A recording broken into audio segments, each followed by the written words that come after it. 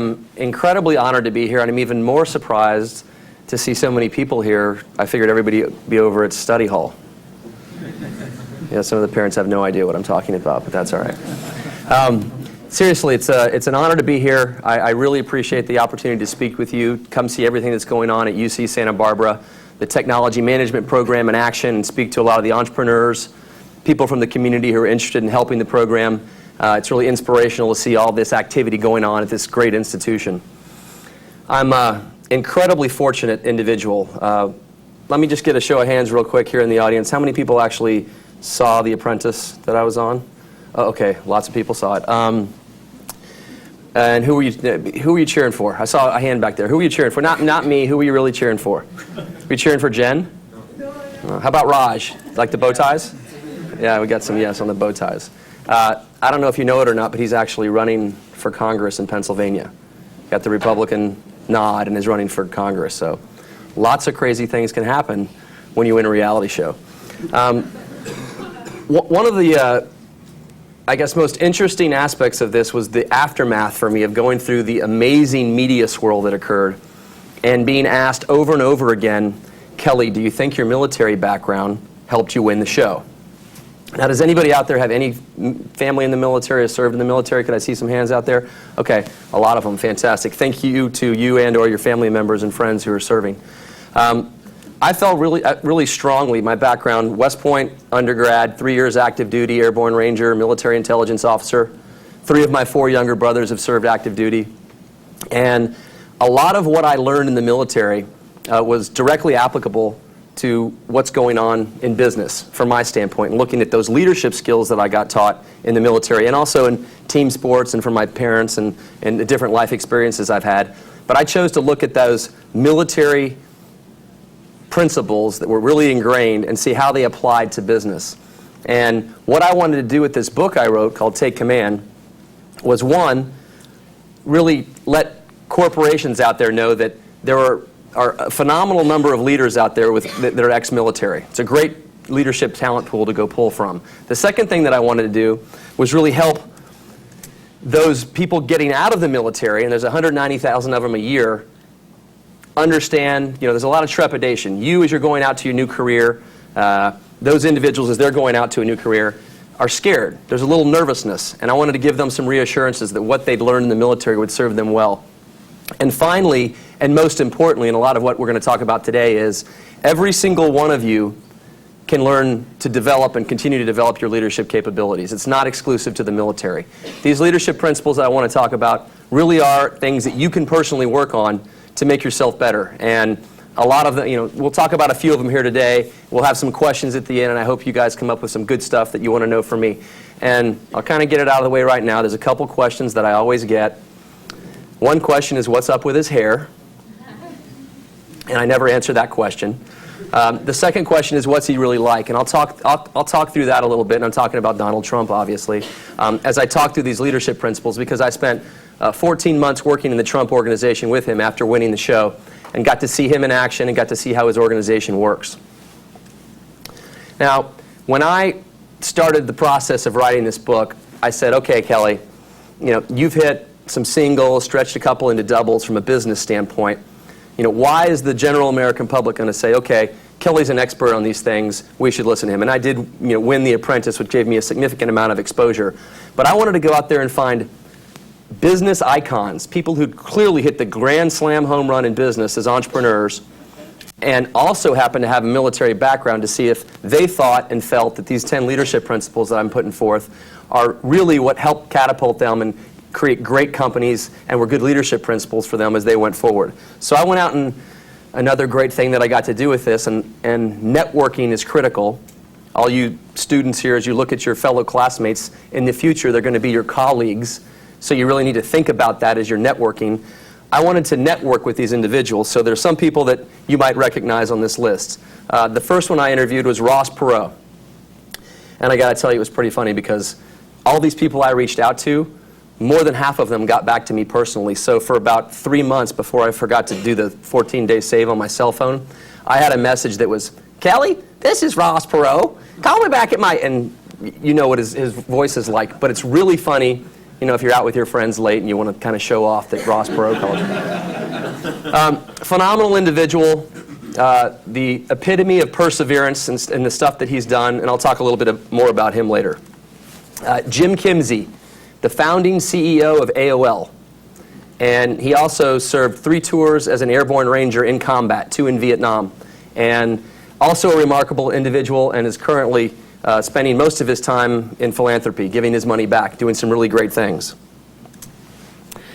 Marsha Evans, 27 years in the Navy, retired, Rear Admiral, running all of recruiting for the Navy, 7,000 people in her command. Went to the Girl Scouts, became the president of Girl Scouts. Did some amazing things while there. She came in and they were kind of stagnant. The reason she was so fascinated with Girl Scouts was they'd identified through a lot of different research that if a woman had been a Brownie and or a Girl Scout growing up, they were like half as likely or a third as likely to be a victim of abuse, to have been raped, to not have a college education. And it was amazing to see the correlation between being involved in Girl Scouts and being a productive, healthy member of society. So she wanted to get that, and Girl Scouts wanted to get that to girls who were not in such a good position, inner cities, at-risk little girls. And Marty said, well, how are you guys trying to do it now? They said, well, we put up flyers in all the inner city places with directions on the bus route and the train routes on how to get out to the suburbs to come to the meetings. She's like, okay, well, there's clearly a problem with that. And implemented, believe it or not, Girl Scouts in the prisons, and actually got the leading women who were not in prison, that were still in those inner cities, to get involved and start their own meetings inside the city, and just blew out the size and the reach of the Girl Scouts. Phenomenal individual. Bill Coleman, Air Force Academy graduate and the founder of BEA Systems. He's the B, Bill, in BEA. And BEA was the fastest company to $1 billion in sales ever. Phenomenal planner, and I'll talk a little bit more about him. Pete Dawkins, West Point grad, HUA. That's my alma mater. Pete Dawkins, Heisman Trophy winner, Rhodes Scholar, Brigadier General in the Army, came out to be a partner at Lehman Brothers, now is the vice chair of Citigroup's private banking. Also an amazing individual, and I got to spend a lot of time with him. And then finally, I think most of you might recognize the name Roger Staubach, Naval Academy graduate, Heisman Trophy winner, and also the CEO of the Staubach Company, which is a 1,300-person real estate firm that's got 50 offices across the U.S. And for me, it was like meeting kind of a childhood hero. And again, it was this feel incredibly fortunate to have this kind of notoriety from the show, where I put an email into the Staubach Company, kind of the info at Staubach Company, and his assistant writes back saying, yes, Kelly, Roger can meet with you on these dates, and if you don't mind while you're in, his son and his daughter would very much like to meet with you and have dinner with you. They love the show. So in terms of kind of understanding branding and how it works, you know, I learned a lot in my little over a year with Donald Trump and the Trump Organization about real estate. I learned a lot more about marketing, branding, promotion, and how to use the media. So with these supporting stories and individuals talking about these leadership principles, I'll just kind of lay them out for you here. Duty. Do what you're supposed to do when you're supposed to do it. Seems pretty straightforward, but a lot of people don't get it. Impeccability. If you're going to do something, do it right. Give it your all the whole time you're in it. If it's worth doing, it's worth doing right. Passion. This one's critical, and we talked about it a lot today as we talked with all the entrepreneurs. You need to love what you do or do what you love. Selfless service. Almost every great company that I've been involved with or seen in action, and definitely all the great leaders that I've seen, have this selfless service kind of woven into their fabric. And it's not you kind of wait till the end, to the pinnacle, and give $100 million to somebody. You can see it through the history of their life as they were kind of going up the chain and getting to where they were in that leadership position. Planning. I took a lot of flack on the show for being on the laptop a lot, and I'll talk about that later. I'll try to rebut that. But planning's critical to success. Perseverance. Again, for me, this always reminds me of Ross Perot. I don't think he'd like that I say that one. It isn't the size of the dog of the fight, it's the size of the fight in the dog. as an entrepreneur, as somebody going out to make their way in the world, you're going to have a lot of people telling you, you can't do it, there's too many obstacles, customers are going to turn away, your investors are going to dry up. These are the things that you're going to have to overcome to be successful as an entrepreneur. These are the things you're going to have to overcome as you're going out to find that job that you really love, that you want to do. Teamwork. I think most people have seen the commercial with the quarterback who's being interviewed, and he says, the reporter says, there's no I in team, and the quarterback responds with, hey, there's no we in there either. But the impetus of this is you have to understand how to work as a team. As an entrepreneur, you have to build a team and work with that team to succeed. And hopefully for you, you build teams that weren't exactly like the teams that we were involved with on the show. There's a little different dynamic going on there. It was a lot like herding cats at times. But they select, I think, for strength of personality to some degree. Loyalty, up, down, and across the organization. And what I mean by that is the organizations that you're going into, the organizations that you're going to be building as leading entrepreneurs in the future, there's a lot of lip service that's given to being loyal to the company. And that comes in the form of working extra hours, doing overtime, giving up your weekends, giving up that vacation that you had planned because the product has to get out the door, or we might miss a software cycle. Well, that's fine if it goes both ways and across the organization. And what I mean by that is when you're in need, or if you're running the company as the entrepreneur, when your people are in need, are you giving back to them? Or are you just playing it like a one-way street where all of it comes back to the company? And there are a lot of organizations that provide an incredible amount of teamwork. In fact, I'm familiar with one that I didn't work at. It's called Mckinsey. And that company, when you're going to leave the company, actually says, well, how long do you need? How long would you like your assistant to continue to help you? And how can we help you leave and find the next job? And it's a very, very intelligent thing for that organization to do. It creates a great rapport. It's likely that that very intelligent person that's leaving McKinsey is going to go out to an organization where, guess what, that organization can become a client in the future. And it creates a strength in that network that I was talking about before. People that you can reach out to later to help you. And you will run into everybody here. Again, I'm not being literal, but you are going to run into people that are from your alma mater, and you need to use that network. Flexibility. And this is one that I think a lot of people scratch their head about when I talk about it, especially in terms of military people. There's a kind of a misconception that military people are extremely lockstep, yes sir, no sir. And I would argue that it's actually 180 degrees. Military people are incredibly flexible. And it's important because if you're told to go take a hill, and this is the military example, you're not told how to do it in the military, in the U.S. military. You need to creatively solve that problem and figure out how to do it because there are a lot of different circumstances and variables that are going to come into play. The same thing can be said for you as you go on your job search, as you figure out your research and what you're going to go do. You can't keep trying to slam home the same solution on every problem. It's not going to work. And in an entrepreneurial environment, when we're looking for people to invest in, when investors are really looking at that team, that's the most important thing. How much flexibility? What are their problem-solving skills like? Yes, there's a business plan, but that's going to change. The dynamics of the environment are going to change significantly, and that team's going to have to overcome. And finally, for me, saving the most important for last, in my mind, the leadership characteristic that I think is the most important is integrity. It's your character. If you say you're going to do something, you do it, and it's going to significantly, at certain times, really put a lot of stress or pressure on you. Taking the harder right over the easier wrong is kind of a slogan. Because if you're actually living with integrity, it's not a hard right anymore. And I'm a realist, and I understand that if you have a family, and if you have a significant number of responsibilities, and you're in an organization that's pushing on your integrity, in other words, you're asked to do something that's ethically or morally suspect, and it's not an open enough environment for you to bring that up, something's wrong with that culture. Don't be the entrepreneur that creates a company with that culture. And if you're in that type of an organization, you might want to think about finding a different organization. So I'm going to take these 5 and blow them out a little bit more and give you some examples from the icons that I spoke about, as well as Donald Trump, as well as some of my own personal life examples on how these 5 leadership principles can lead you to success. So, duty.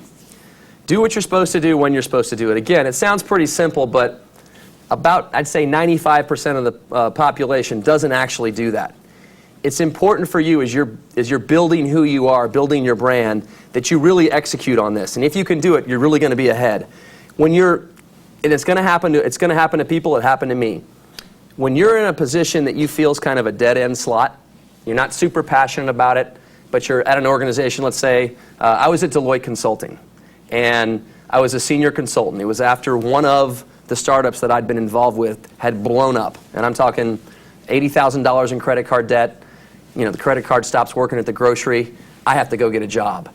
And Deloitte Consulting's a great company. Really smart people working, interesting projects. But for what I wanted to do, build value, build an organization, it felt very constraining, especially when I was in a system. So there's partners who go out and sell work. There's senior managers who manage senior consultants and everybody below that. And then senior consultants who do a lot of the work, from conducting interviews to learning how to run spreadsheets. Well, I went out and wanted to sell work. I wanted to engage with get out there and engage with the customer and sell work like a partner. And I was told, well, Kelly, that's partner work. You can't do that. Get back on the spreadsheets. And I spent 2 years in that, what I felt was a very tight environment, but I also learned how to do Excel, and I also learned how to do PowerPoint. And one of the most important skills you're going to have in going out and raising funds for your entrepreneurial venture is having the ability to communicate effectively. And I got to tell you that PowerPoint may have gotten more entities funded and your ability to communicate with investors than any other invention known to man that I can think of. And from an Excel standpoint, you really need to know how to crunch the numbers and understand where to look, how to build your spreadsheets, how to forecast, how to do pro formas. So I spent that 2 years building up some skills that I was able to use later in raising money for the ventures that I was involved with. There's always kind of a silver lining in wherever you are. So if somebody's paying you and you're not that excited about it, understand your plan about where you want to get to and use that to cross-train and do other things besides what you're supposed to be working on. Jim Kinsey, the AOL founder, told me that he learned, when you get to West Point, you're told that there are only 3 appropriate responses to any question from somebody. It's about accountability. And the 3 responses are yes, sir, no, sir, or no excuse, sir, or ma'am, depending on who's asking the question. And he said that for him, that didn't sink home until he got to Vietnam. And he was a captain of a company, in charge of a company with 18 and 19 and 20-year-olds. And as he set about going about planning for his missions and going to execute on these missions, he understood what no excuse, ma'am, meant. Because if any of those soldiers died, he would be the one to speak to their mothers and their fathers and say, ma'am, there's no excuse why your son is dead. It's because I didn't plan correctly. It's because we didn't do something right.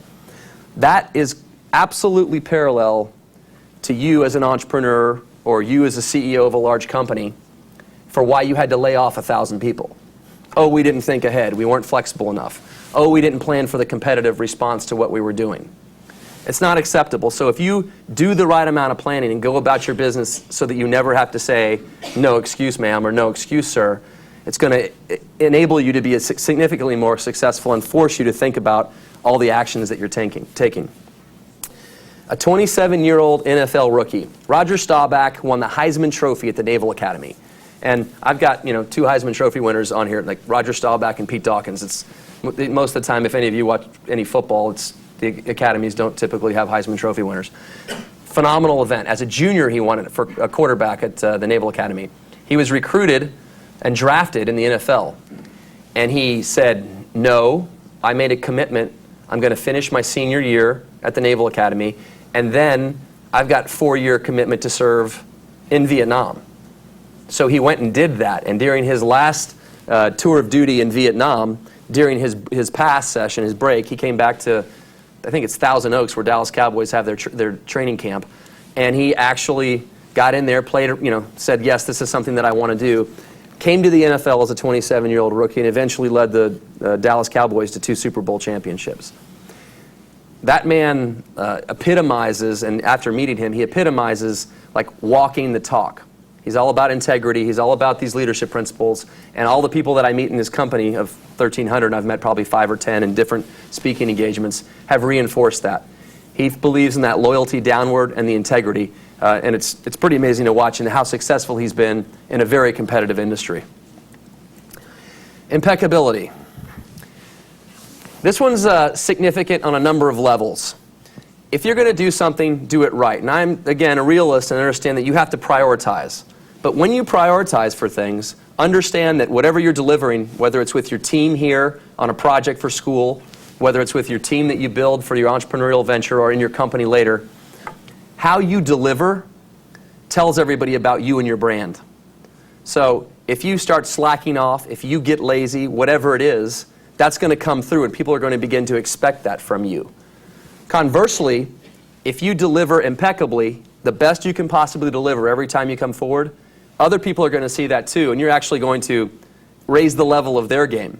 They're going to be embarrassed to deliver less than that to you, and they're going to want to be more like you, and they're going to see the success you're having and want to embody that. Now, on that prioritization list, and after having been at Deloitte Consulting and seeing what happens with a lot of consultants, and also watching some entrepreneurs struggle, there's a diminishing return that can occur in this.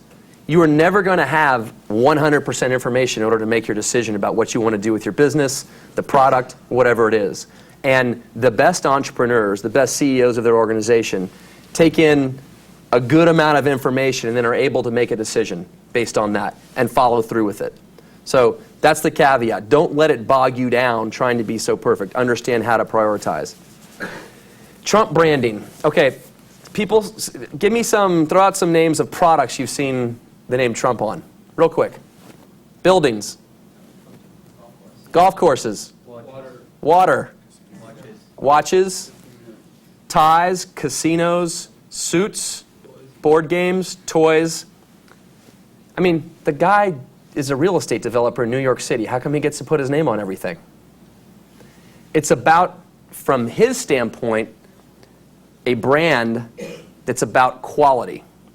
All of the focus groups on trying to understand what people think of when they think of Trump, success is the word that comes up every time. And I was, one of the projects that I worked on during my year with the Trump organization was Trump Tower Tampa. How many people have been to Tampa, Florida, downtown? It's not the nicest city, and you think, okay, where am I going to put up a 50-story tower with New York amenities? You don't think, okay, let me put it downtown Tampa, right on the river there. Well, in getting to know the developer there and understanding what it meant to put Trump's name on a building, I understand why people want to do it. The increase in value on a building, the building sitting there is value X. You put Trump's brand on it, Trump's name on it, it goes up 50 to 80% in value from his name. That's massive. And there aren't a lot of people that I know that are walking brands.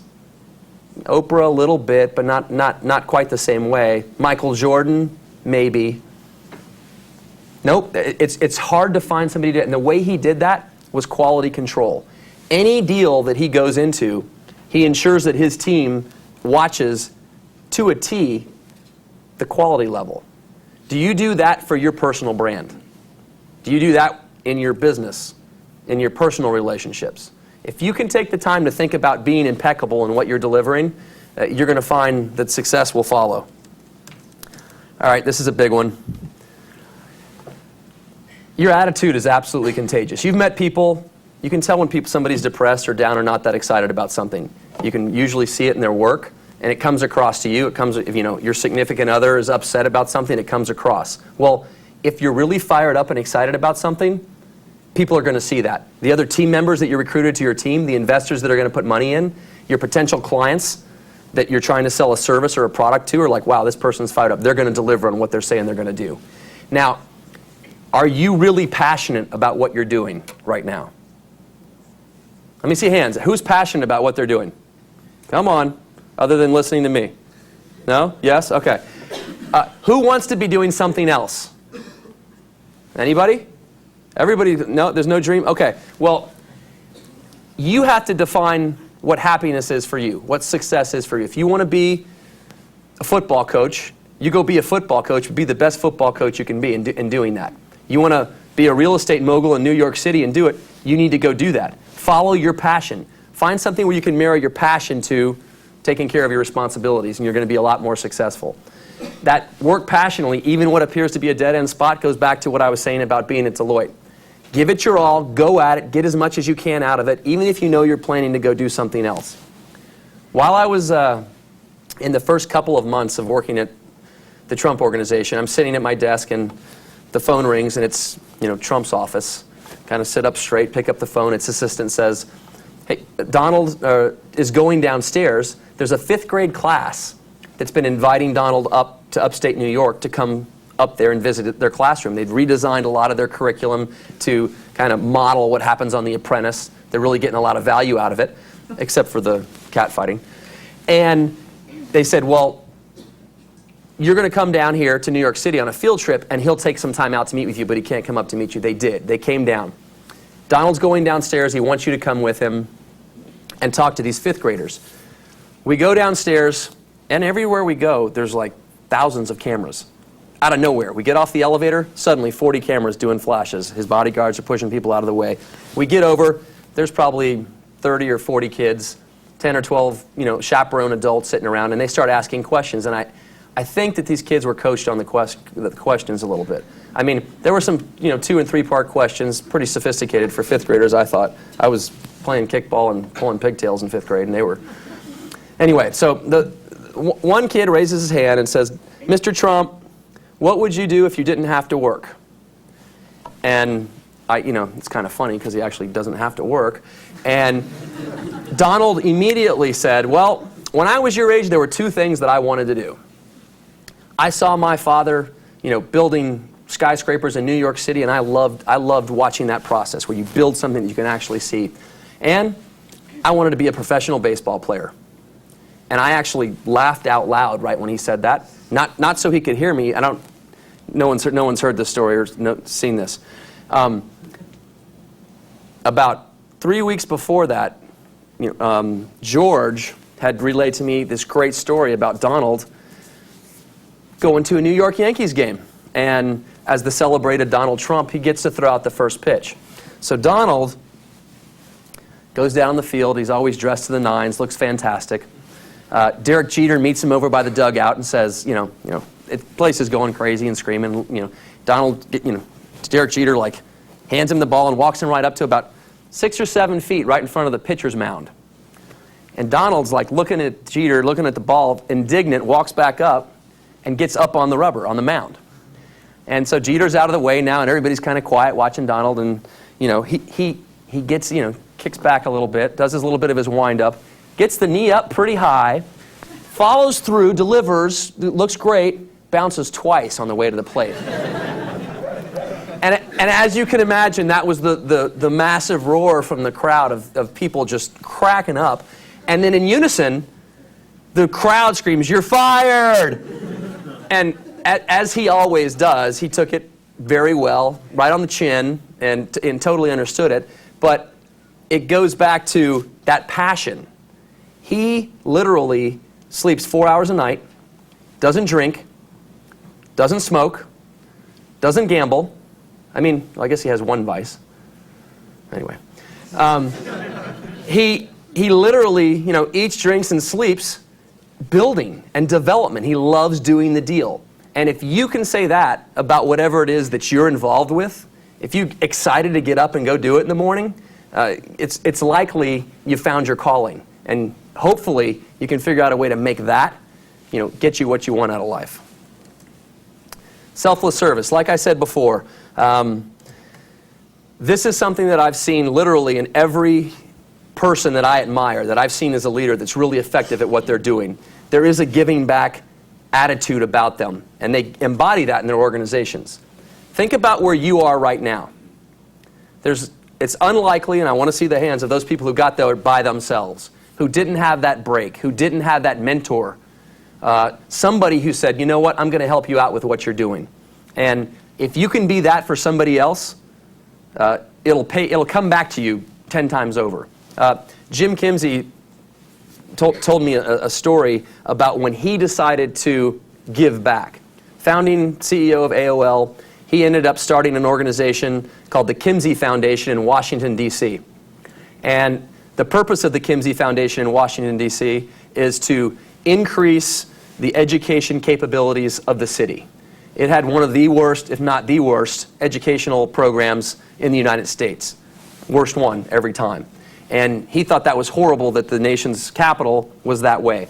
He invested, I want to say, $60 million into infrastructure that would provide computers for every classroom in Washington, D.C. because they didn't have them, didn't have internet access. And that, he said, was not, he knew that was not effective, and that was not the main part of the program. That was the hardware purchase and software purchase. The main part of the program of the Kinsey Foundation was to train the trainer.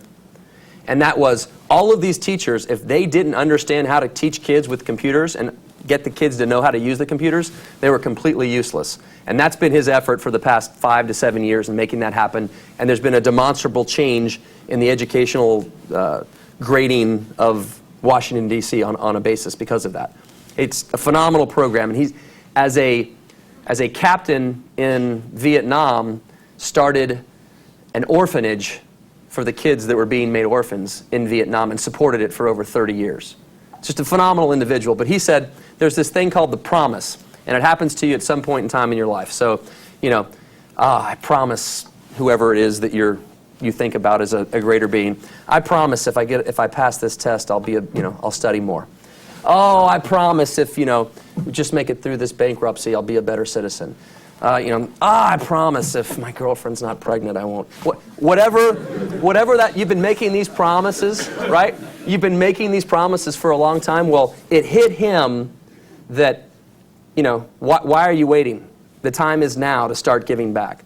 And when I went in to go meet Pete Dawkins, I'm writing this leadership book at the time, 37 years old.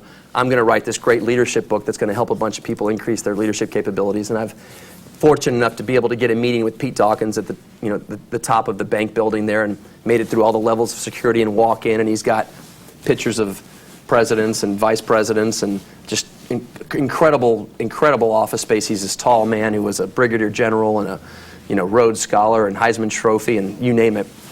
And I walk up to him, and I've sent him some questions in advance, and said, can I tape this? Turn on my tape recorder. I'm getting ready to write, getting ready to do my interview session. He goes, Kelly, I saw your questions, and there's something I just want to walk you through real quick and talk to you about this stuff. I've been studying leadership for just a little over 37 years now. When I say studying leadership, I don't mean reading an article or here or there. I've read every single management book there is, every single leadership book there is. I evaluate all the problems we go through, and in fact, every year, every new person that comes into Citigroup sits through my leadership course.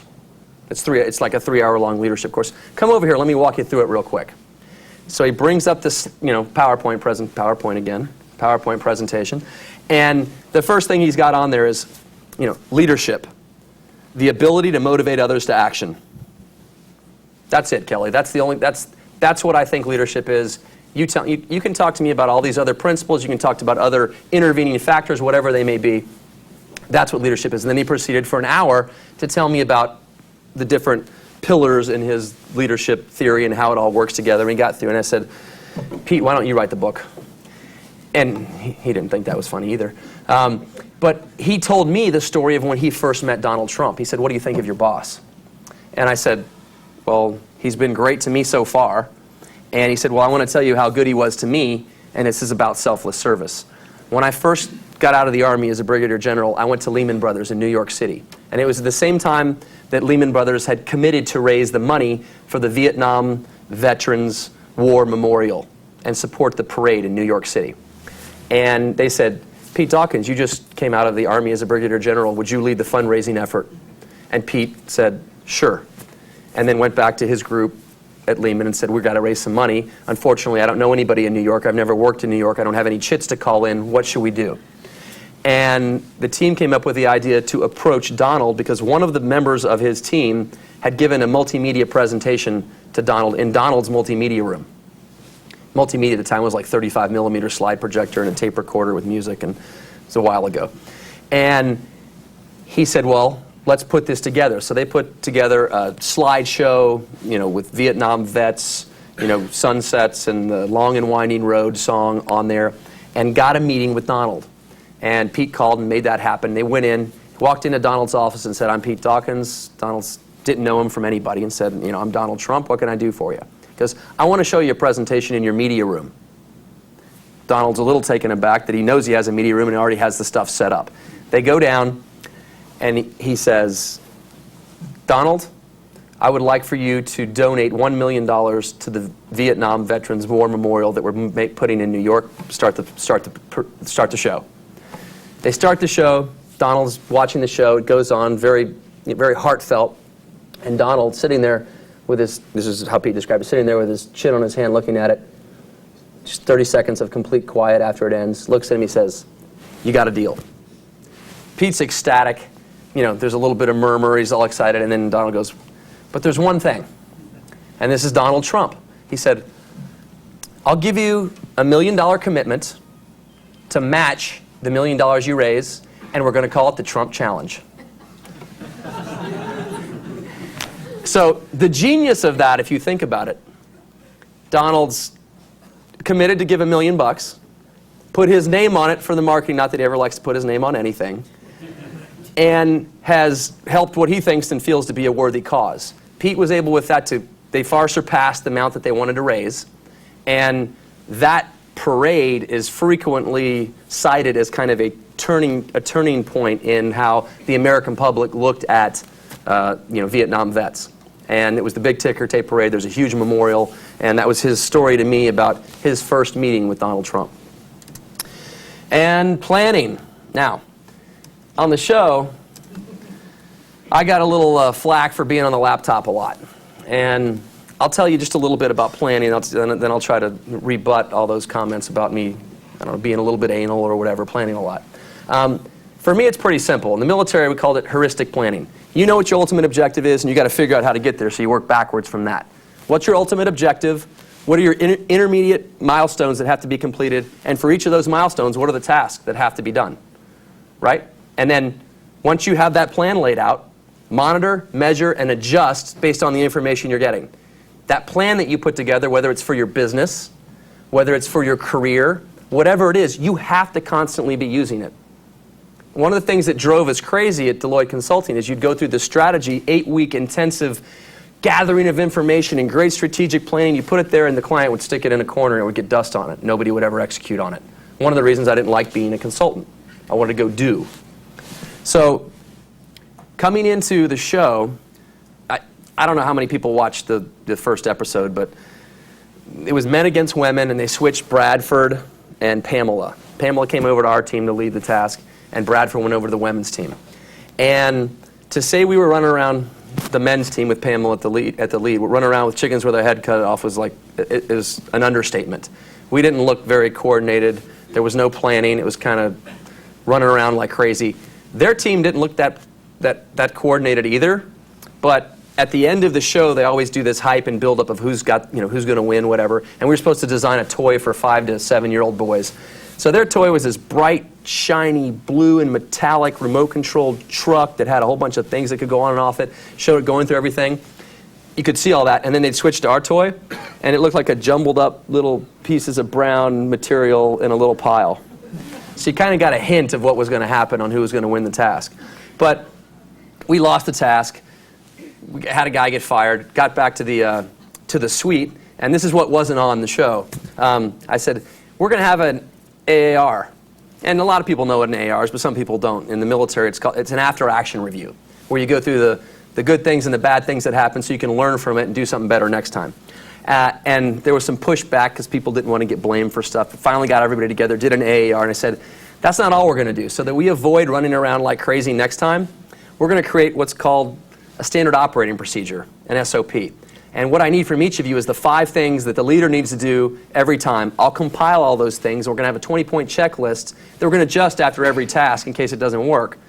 And pulled that in. So by getting 5 from each of them, I was sure to get at least one of theirs on the 20-point checklist. So that I got buy-in for them to really get into this checklist. Compiled it, put it together in what I thought made sense, handed it back out, and I think we won the next 5 tasks in a row. Not because of that, but because certainly that helped. But the other piece I did was and said, you know, the biggest problem we had was everybody just started running off in different directions, right, when we got the pretty little mission statement from Donald Trump's desk saying, you know, we need to design some fashion clothes, we need to do this, we need to do that. And I said, we're going to take an hour after we receive that. Everybody's going to come up with their own ideas and plans. We're going to compile that. Then I'm going to put it on an Excel spreadsheet with timing and responsibilities, who's got to do it, what the teams are, and then we're going to run off this one spreadsheet for the entire task so we don't forget anything, so that we can come up a penny short, so whatever it is. And that's the operations order that we built in that first hour, and for some reason that ended up on the cutting room floor. But if you think about what we did for a reality show, for a task on a reality show in terms of the planning, all of the effort that went into that, do you have one of those for your career? Do you have a map like that for your business that you go back to on a daily basis? How many people have a career map? How many people are going to have a career map now? All right, 5 or 6 or 7, excellent. Planning is critical for success, and for the entrepreneurs out there, and that's what most of my background's been after being out of the military. The 3 Ps, and we got asked this today, sitting with the entrepreneurs, like, what characteristics do you feel are the most important in executing and being successful as an entrepreneur? And I'd say the 3 Ps of what I've talked about in those top 10, and it was the passion. You have to believe in it big time. Perseverance and planning. Those 3 are critical for you to succeed. So those are the 10. We went through the first 5. And well, it didn't quite reach down there. I think we got a configuration issue. The last 5, for all the anecdotes and stories, you're going to have to actually buy my book in the back there to get those. So what I want to do now is let you know a couple more things, and then I'm going to open up for questions. These are the different ways that you can contact me. A big question that I get almost all the time that I talk is, do you really do any work when you're the apprentice? Because people write books, show up in shows, do a whole bunch of different things, and the answer is yes. I worked on 3 projects. I talked about one of them, Trump Tower, Tampa. The other project I worked on was 40 Wall Street, 1.3 million square feet of commercial space in downtown Manhattan. Donald Trump bought the building for a little over $1 million and tax credits in the early 90s, when there was massive vacancy, all sorts of problems in downtown New York. He turned down an offer last year for $375 million on the same building. So like people say in real estate, you make your money on something when you buy it in real estate. Unbelievable investor, unbelievable thought process, and I got to see and work closely with George Ross on a daily basis.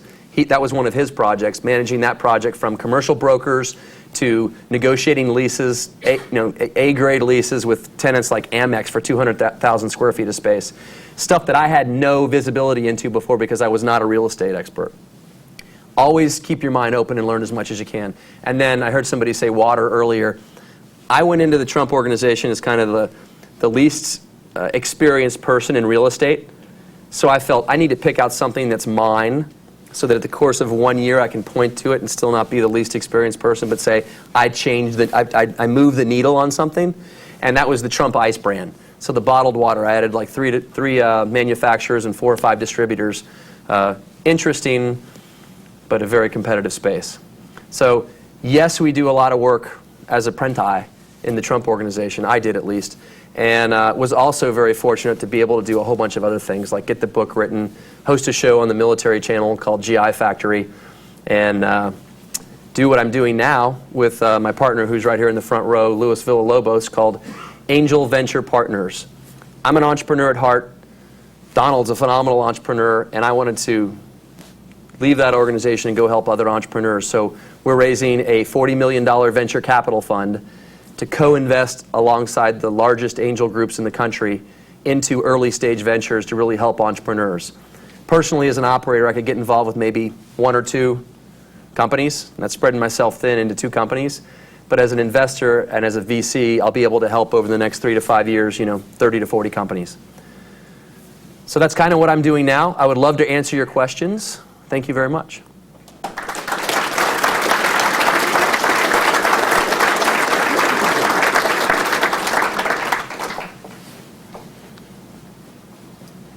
See, everybody just wanted to know about his hair. There's a couple over here. I'll repeat it. Go ahead. I saw on your website you have a terrorist toolkit. I was wondering if you can speak more about that. Absolutely. One of my West Point classmates for the last 11 years has been developing interactive CD-ROMs for government and state agencies, including all of the U.S. embassies around the world. They've been training those embassies on how to respond to a terrorist attack. Any type of weapon of mass destruction, chemical, nuclear, biological, or conventional attacks. We felt pretty strongly that that information should be made available to the general public. So we created what we called as a terrorist attack survival kit. It's a 3.5-hour long just wealth of information on everything you would ever want to know about how a chemical weapon is used, how it presents itself, what you should do, what you should not do, checklists. There's clip art for projects and reports that you might want to use. And it goes back to, from my standpoint, our motto for his company is called, it's learn, plan, survive. Terrorists use fear as their primary weapon, and a lot of that fear comes from really not understanding what it may happen if it were to occur, and then what you can do about it. And in the terrorist attack survival kit, it tells you exactly what to expect, what you can do, and it hopefully eliminates a lot of that fear.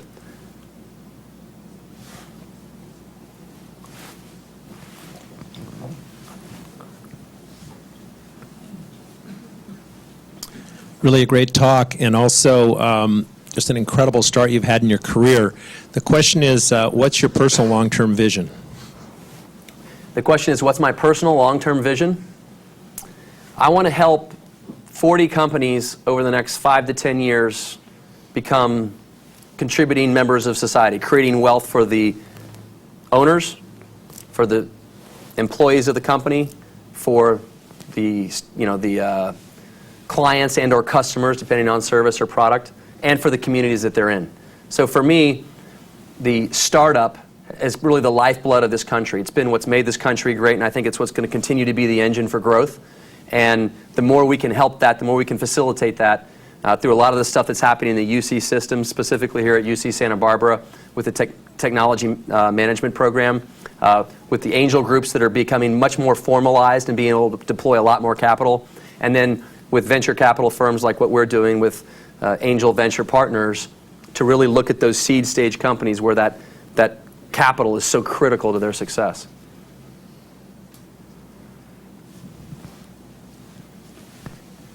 I would ask you, is this on? Yeah.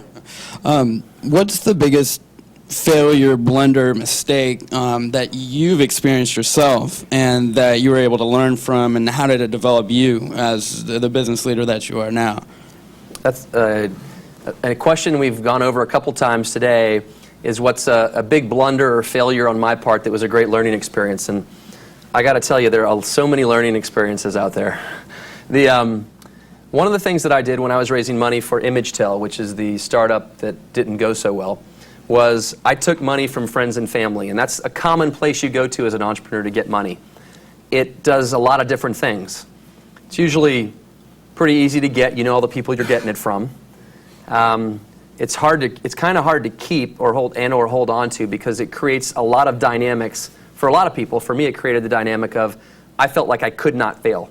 Like I'm going to stay in this way past the point where it made business sense, way past the point, where anybody looking at it clearly would have said, "Stop, Kelly, go do something else.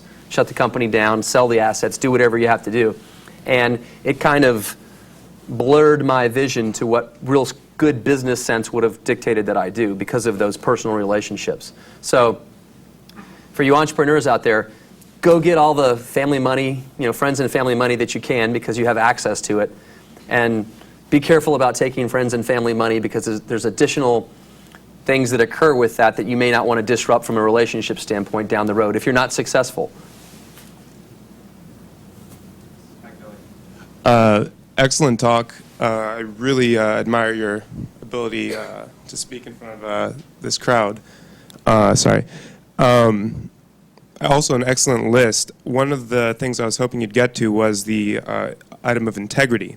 And I was wondering, was there an instance that really tested your integrity through your earlier years, maybe in the last 10 years or so? The characteristic of integrity incredibly important. I can't stress it enough. And one of the things that I saw, and the reason that I'm now partnered with Luis Villalobos here, is as part of one of our ventures that we were in together, I was an operator and Luis was an investor. We had some of our other investors ask us to do some things that were unethical and illegal. And in watching kind of the line form of the people on the team that would not be a party to that, would not do that to our employees, would not do it, and not just from the legal standpoint, just because it's not the right thing to do. It was a great opportunity for me to see that in action in a spot where it could easily, I mean, things were going crazy. It was when the bubble burst. We had some money. They want us to keep kind of running the company as if it were solvent and we were going to be able to make payroll, when in fact that money was not where it should have been. So there was no indication that the VC was going to wire the money, that the investor was going to put the money in time for us to make that payment. And we refused to do that, so we started laying people off. And the employees in the company that we laid off, we explained the entire story to them with where we were, what we were doing, what we had to do, and every single one of them asked to continue working without being paid. And that is very difficult to come by if you don't do it the whole time. So as you're starting your company, understand that every time you cut a corner, somebody sees you, and you see you feel it, and it gets easier to do every time. Don't do it. Do it the right way, and that will become part of your brand, that you operate in a manner where people, he said he's going to do something. You know what? We don't have to get to every single level of detail and permutation on this contract. I know that Kelly's going to do what he said he's going to do. So for me, having that and expanding that brand and that awareness is, you can't get it back once you lose it either.